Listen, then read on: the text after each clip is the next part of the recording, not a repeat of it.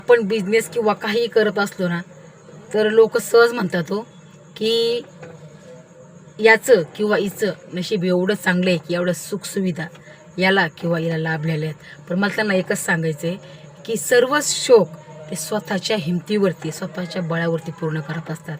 पण लोक सहज म्हणतात की याचं नशीब आणि हिचं नशीब फारच चांगलं आहे. पण त्यांना काय माहिती, हे आत्ताचे दिवस हे पूर्वी नव्हते. कारण वाईट वेळ होती तेव्हा. एक एक रात्र आपण जागून काढलेली असते. हे बोलणाऱ्याला कधीही दिसत नाही. पण काय म्हणतात ना की प्रगती झाली तर चर्चा लगेच होते, परंतु त्यामागचा स्ट्रगल कुणालाही कळत नाही. म्हणून कुणालाही हिणवताना पहिला विचार करा की आपण समोरच्याला काय बोलतोय. कारण की एकदा मारलेला वळ हा निघून जातो, पण बोललेलं कधीही वापस येत नसतं.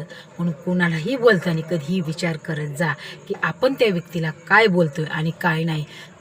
नशीब तर बलवत्तर लागतेच हो, पण त्याचप्रमाणे आपले कष्टसुद्धा बलवत्तर लागतात. जर आपण नशिबावरच बसलो, देव पण सहज म्हणतो तू जर माझ्याच भरोश्यावर बसलाय तर मी तुला यश कसं काय देऊ. कारण की आपल्याला पाण्यापर्यंत तो नक्की घेऊन जाऊ शकतो, पण पोहायचं कसं ते आपल्याला ठरवायचं आहे. आणि त्यातून आपल्याला तारायचं कसं मात्र तो ठरवणार आहे. म्हणून नक्की विचार करा, कुणालाही बोलताना विचार करत जा. कारण कोणीही असंच मोठं होत नसतं. त्यामागचा स्ट्रगल पहिला बघा आणि मगच प्रगतीची चर्चा करा.